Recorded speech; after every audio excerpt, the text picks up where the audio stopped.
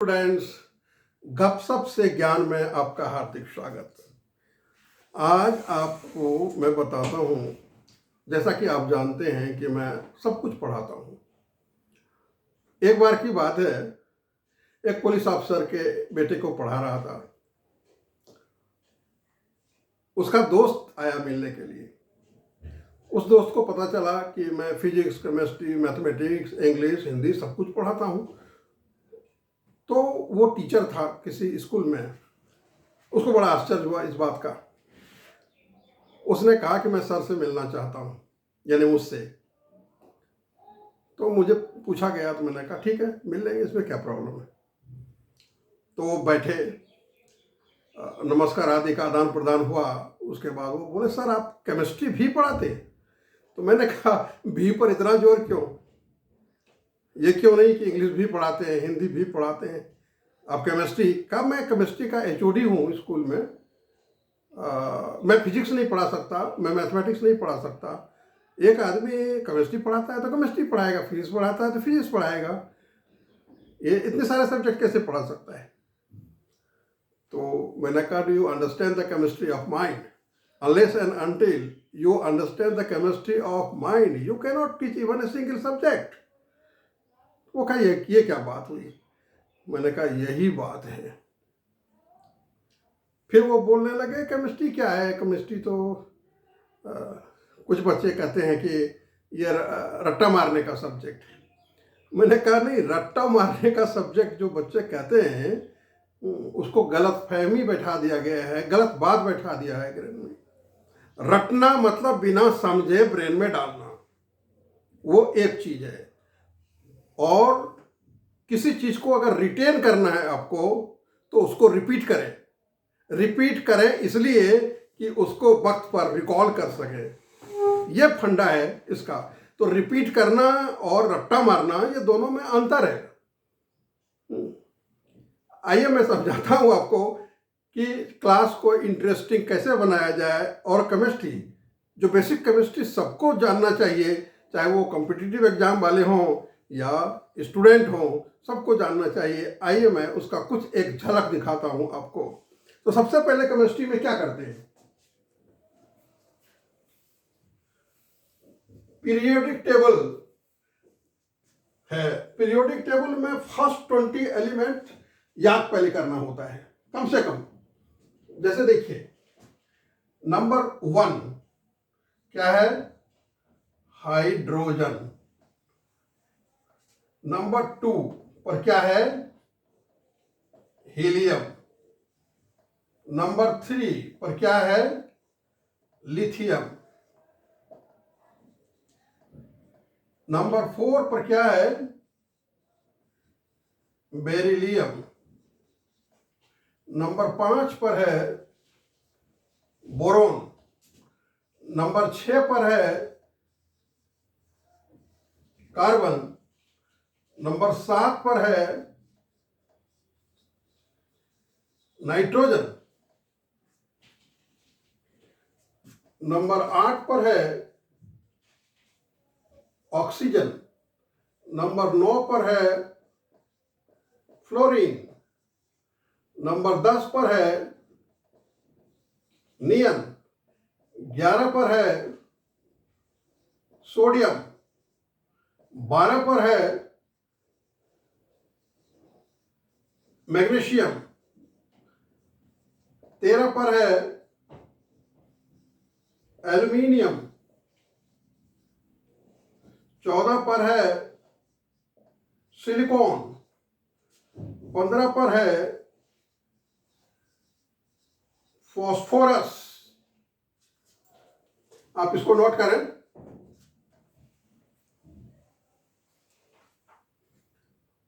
16 पर है सल्फर। 17 पर है क्लोरीन। 18 पर है आर्गन। 19 पर है पोटेशियम। और 20 पर है कैल्शियम। अब ये 20 जानने के बाद इसके लर्न करने के तरीके भी हैं, वो भी मैं बता सकता हूँ, लेकिन इस ऑर्डर में पहले इसको लर्न किया जाता है। अब जो इससे क्या फायदा हुआ आपको ऑर्डर में लर्न करने पे, कि पीरियोडिक टेबल में जितना भी एलिमेंट को अरेंज किया गया है वो on the basis of atomic number, on the basis of atomic number, कि किसका कितना एटॉमिक नंबर है। हाइड्रोजन को 1 रखा गया, एटॉमिक नंबर 1, हीलियम को 2 रखा गया, उसका एटॉमिक नंबर। अब आप पूछेंगे कि एटॉमिक नंबर है क्या? जैसे आपके क्लास में होता है तो जिसको जो टॉप मार्क्स आता है उसको रोल नंबर 1, उसके बाद वो सीरीज भी होता है और अल्फ़ाबेटिकली भी होता है, वो अलग बात है। तो मेंडलिफ ने जो बनाया, जो उन्होंने बात करी, वो एटॉमिक नंबर पर। अब देखिए कि एटॉमिक नंबर, एटॉमिक नंबर पहले है क्या ये एटॉमिक नंबर? एटॉमिक नंबर मतलब number of protons present in the nucleus of an atom is called atomic number। अब सवाल यह उठता है कि जितना भी नंबर ऑफ इलेक्ट्रॉन है उतना ही नंबर ऑफ प्रोटॉन होता है। कोई भी न्यूट्रल आइटम लीजिए आप, न्यूट्रल आइटम में क्या होगा? नंबर ऑफ प्रोटॉन्स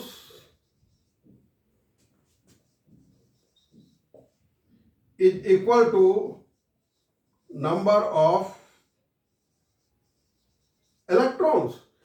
तो आपका सवाल क्या होना चाहिए कि डेफिनेशन क्या कह रहा है कि एटॉमिक नंबर में number of protons present in the nucleus, why not electron?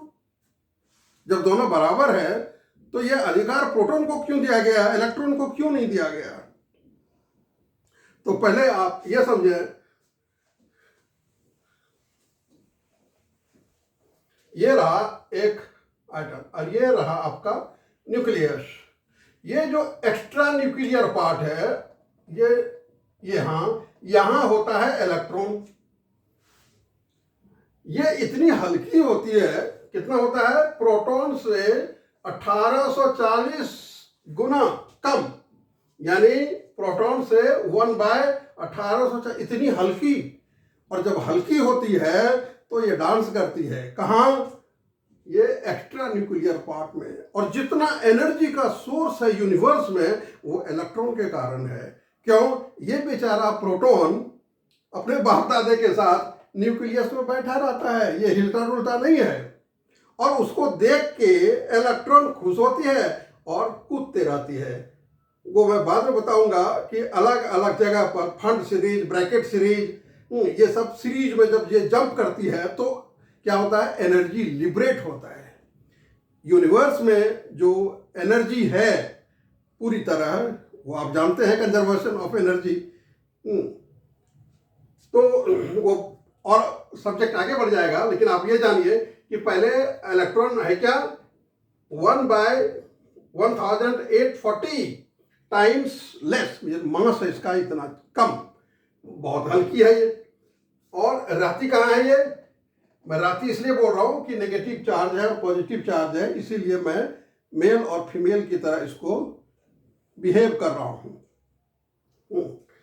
तो फंडामेंटल पार्टिकल में इलेक्ट्रॉन, प्रोटॉन और न्यूट्रॉन होता है। और जितना भी सोर्स ऑफ एनर्जी है, क्योंकि आप इलेक्ट्रिसिटी जानते हैं, what is electricity? Nothing but flow of electrons. कभी नहीं कहा जाता है कि फ्लो ऑफ प्रोटॉन, क्योंकि प्रोटॉन फ्लो ही नहीं करता। अब देखिए मजेदार, ये यूनिवर्स जो बना है, तो बनाने वाले ने, यूनिवर्स ने इतना साइंटिफिक काम किया है कि साइंटिस्ट थक जाएंगे और वो मिस्ट्री को थोड़ा बहुत निकालते जा रहे हैं, लेकिन कितना मिस्ट्री है ये कहना मुश्किल है। अब देखिए क्या लाजवाब बात है, मैंने जो अरेंज किया, जो लिखा है, वो लिखा है on the basis of atomic number, तो 1 to 20। तो ऐसे अगर आप याद करते हैं तो आपको एटॉमिक नंबर ऐसे याद हो गया। और मास नंबर जो होता है या तो डबल होता है और डबल से थोड़ा अधिक होता है, उसकी चर्चा हम करेंगे, लेकिन किसी का डबल से कम मास नंबर नहीं होता है। लेकिन अभी हम एटॉमिक नंबर की बात करते हैं। अब देखिए मजेदार बात केमिस्ट्री में क्या है। मान लीजिए कि आपने पढ़ा हुआ है मेटल्स और नॉन मेटल्स। आप पकड़िए सोडियम को और इधर पकड़ लीजिए आप क्लोरीन को, मान लीजिए इसका 11th नंबर पर है। 11th नंबर का मतलब होता है कि 281, मतलब फर्स्ट ऑर्बिट में 2 इलेक्ट्रॉन, सबकी कैपेसिटी है रहने की, जैसे आपका कमरा है कि 2 ही आदमी रह सकते हैं, तो फर्स्ट ऑर्बिट में 2 इलेक्ट्रॉन, सेकेंड में 8, और जो बचा वो थर्ड में जाएगा, तो 1 इलेक्ट्रॉन। अब क्या है इसका नेचर, जैसे आपको कहा जाए आप 8 रोटी खाते हैं और 1 आपको पकड़ा दें, तो आप क्या कहेंगे गुस्से से, ले जाओ, मुझे नहीं खाना क्योंकि पेट नहीं भरता। और 7 रोटी कोई आपको देगा नहीं क्योंकि भरता पेट आपका 8 में है। तब ये क्या करेगा, ये किसी को दे देगा, नीडी को ढूंढेगा और उसको 1 इलेक्ट्रॉन दे देगा। जैसे 1 इलेक्ट्रॉन देगा तो इसके पास इलेक्ट्रॉन भी 11 है और प्रोटॉन भी 11 है, तो ये देगा क्या, इलेक्ट्रॉन। अब 1 इलेक्ट्रॉन देता है तो क्या होता है, 1 पॉजिटिव चार्ज इस पर डेवलप हो जाता है, मतलब प्रोटॉन जो है वो घर के बाहर दरवाजे पर आ गया, मतलब ऊपर आ गया। क्लोरीन क्या है, क्लोरीन का होता है 17, इसका मतलब 287, तो आउटरमोस्ट ऑर्बिट में इसका 7 है, यानी इसको 1 जरूरत है। अब 1 जरूरत है तो कोई किसी को दे सकता है, तो सोडियम ने देखा कि हमको 1 फालतू है, 7 हमको कोई देगा नहीं, और इसने देखा कि मेरे पास 7 है, कोई ना कोई 1 तो दे ही देगा। अब इस दोनों में दोस्ती हो गई कि ये डोनर है और ये रिसीवर है, ये देता है तो पॉजिटिव हो जाता है और ये लेती है तो नेगेटिव हो जाता है। Being opposite and equal get attracted to each other, और जैसे ही अट्रैक्ट होता है एक नए चीज का जन्म होता है, ये सॉल्ट NaCl जो आप खाने में इस्तेमाल करते हैं। तो बड़े मजेदार है चीज। अब इसमें जो नेचर है सोडियम और क्लोरीन का होगा, लेकिन ये स्वादिष्ट हो गया। ऐसे आपको सोडियम कहा जाए तो आप नहीं खा पाएंगे, क्लोरीन कहेंगे तो बहुत खराब है, पंजेंट स्मेल है, आप नहीं खा पाएंगे, लेकिन सोडियम क्लोराइड के बिना तो आपका खाना ही बेकार हो जाएगा। तो ये कितनी अच्छी बात हुई। दूसरी बात, अब लीजिए आप, मान लीजिए Mg लिया आपने, ये मैग्नीशियम है, तो मैग्नीशियम का है 12 मतलब फर्स्ट ऑर्बिट में 2, 8 और 2, और फिर क्लोरीन लीजिए आप तो वो 17 मतलब 2, 8 और 7, तो ये 1 ही ले सकती है और ये 2 दे सकता है। तब ये क्या करेगा, अलायंस 2 से करेगा, 2 को पकड़ेगा। ये जो देख रहे हैं आप, ये सब सिस्टर कहलाती है। कौन कौन, क्लोरीन, ब्रोमीन, फ्लोरीन, ये हेलोजन सिस्टर्स कहलाते हैं। सिस्टर्स इसलिए कि सब पर नेगेटिव चार्ज है, ये फेमिनिन जेंडर में आ गया, इसीलिए इसको हेलोजन सिस्टर्स बोला जाता है। और सबका नेचर एक है, सबकी वैलेंसी कितनी है, इलेक्ट्रोनेगेटिव है, 1 1 1 -1 -1 -1 सबकी है।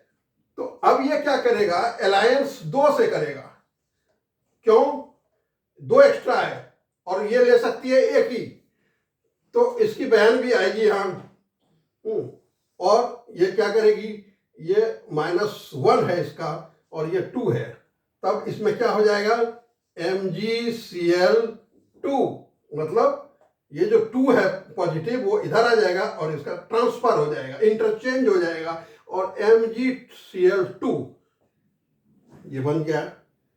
अब आया आपका अल्युमिनियम। अल्युमिनियम ने देखा कि भाई कि हमको भी अलायंस करना है, दोस्ती करना है अल्युमिनियम क्लोरीन के साथ। तो ये कितना है, 13 नंबर एटॉमिक नंबर। तो 2, 8 और 3 ये 17, मतलब 2, 8 और 7। फिर देखें आप, ये तो ले सकती है एक ही और ये दे सकता है 3। तो इसको क्या पॉलीगैमी में जाना पड़ेगा। पॉलीगैमी मतलब 3 अलायंस आपको करना पड़ेगा। तब क्या होगा कि एल्यूमिनियम 3 को दे सकता है, यानी कि 3+ डेवलप करेगा, और क्लोरीन -1 इंटरचेंज होने पर क्या हो जाता है, AlCl3। 3 से ज्यादा नहीं होता है। अगर होता है तो वो है कार्बन, जो टेट्रावैलेंट कहलाता है। टेट्रा मीन्स 4, टेट्रावैलेंट जिसकी वैलेंसी 4 है, वो अकेला है जो अलायंस कर सकता है। तब वो करता क्या है, वो शेयर करता है, वो देता लेता नहीं है। कार्बन क्या करता है, देता लेता नहीं है, वो शेयर करता है। जैसे ये रहा कार्बन, तो कार्बन कितने पर है, 6, एटॉमिक नंबर 6। तो इसका मतलब हो गया 2 और 4।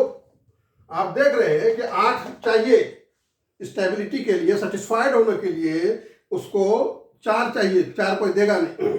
तब ये क्या करता है कि हाइड्रोजन को मान लीजिए पकड़ा, हाइड्रोजन के पास एक ही है, तो उसको कहा कि तुम शेयर कर लो।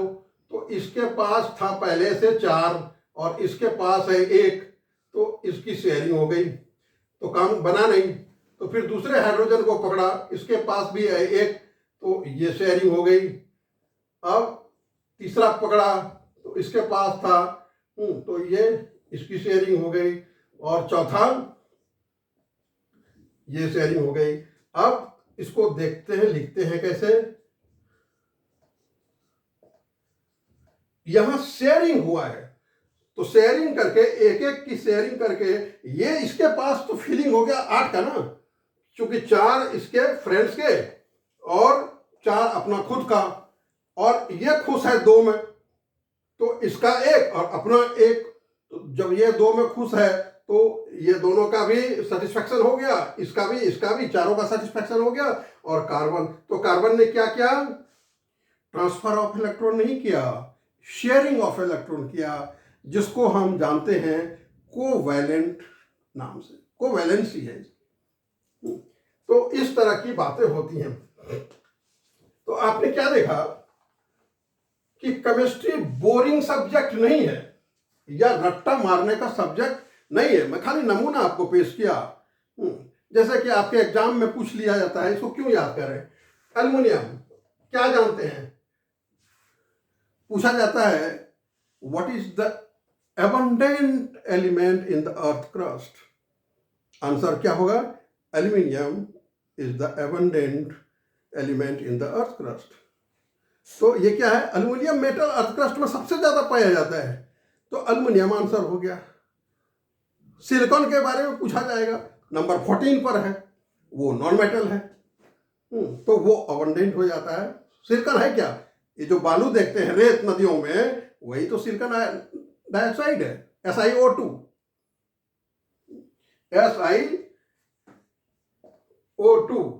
Silicon dioxide. ये बहुत ही सख्त होता है, इसीलिए बिल्डिंग मटेरियल के रूप में इसको हम लोग काम करते हैं। बहुत सारी बातें बोली जा सकती हैं। तो केमिस्ट्री जो है आपके बॉडी में, हमारे बॉडी में जितने भी लोग हैं, वो सारे एलिमेंट से ज्यादा हैं जितना अभी तक डिस्कवर हुआ है। जितना डिस्कवर हुआ है उससे ज्यादा हमारे यहाँ बॉडी में है। इसीलिए कभी कभी ये बोला जाता है आयुर्वेद में, जैसे भगवान शिव ने भी दिया है ऑटो यूरिन थेरेपी, कि अगर कोई बीमारी ठीक नहीं हो रही है तो ऑटो यूरिन थेरेपी का उसको एडवाइस दिया है। तो वो इसलिए कि जितना भी डिफिशियंसी होता है एलिमेंट का, वो आपके बॉडी में उससे ज़्यादा है, तो आप अपना यूरिन ड्रिंक करें तो वो बीमारी ठीक हो जाती है। उसमें मोरारजी देसाई ने ये बात एडवर्टाइज किया था, हमारे प्राइम मिनिस्टर बने थे यहाँ। तो इसमें ये बात नहीं है सोचने वाली। हमारे बॉडी में जो डिफिशियंसी होती है, डिजीज, वो कोई ना कोई एलिमेंट कम होता है। तो दो बातें होती हैं, या तो बहुत ज़्यादा हो जाता है जिसको हाइपर विटामिनोसिस कहते हैं, जब विटामिन बढ़ जाए, और या नहीं तो डिफिशियंसी मतलब कम हो जाए। तो बहुत इंटरेस्टिंग है केमिस्ट्री। आज इतना ही। आप लाइक और सब्सक्राइब जरूर करें और मैं आपको इस तरह की ज्ञान देता रहूँगा। Thanks a lot, God bless you.